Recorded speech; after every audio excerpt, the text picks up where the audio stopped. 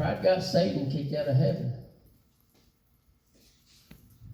The lies that Satan told Adam and Eve for being deceived got them kicked out of Eden. Jealousy killed.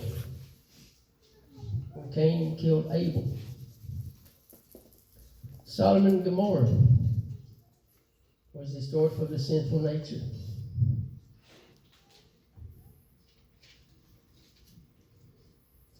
Sin will separate us from God.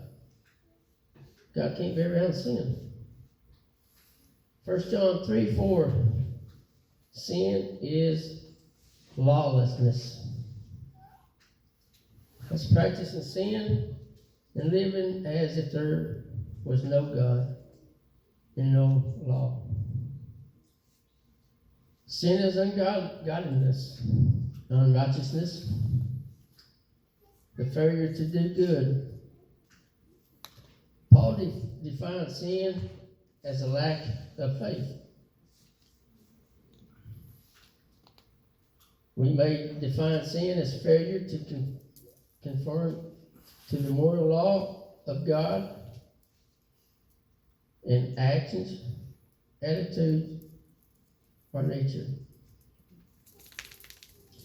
Sin includes stealing, lying, committing adultery, murder. It's a whole list. The Sermon on the Mount list is attitudes such as anger and lust. Paul lists jealousy, anger, and selfishness as things that are the works of the flesh opposed to the desires of the Spirit. If you take a look at America today, pride has overtaken our country. All you got to do is look around. Our kids is being deceived at schools, at home, in public places. So is adults. They're being deceived because they don't know the truth. Killings, it's happening every day out on the streets, even in the daylights. People don't care.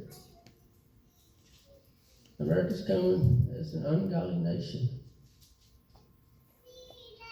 America's the new Sodom and Gomorrah. If you really take a look at it. Christians allow it to happen because they don't want to take a stand. They don't want to offend nobody. They think that, oh, God is love. God is love. But how do they know they're sinning if nobody tells them? How do they know the truth from not the truth if nobody tells them? If you're not going to teach your children about the truth of Jesus Christ through your word and actions, the world will teach them. That's happening. Pastors today, they sugarcoat their sermons, afraid they're going to hurt somebody's feelings. It's sad. Instead of speaking the truth, they're sending a lot of people to hell because they're deceiving them. Because if you don't have sin or talk about sin, how can you talk about a Savior? But Jesus Christ said we need Him. You got to talk about sin. If you see somebody doing wrong, you can tell them. You're not judging them. But that's one word they want to say. Oh, don't judge me. I'm not judging you. I'm giving you a warning to where you're headed. Because I love you enough to tell you the truth.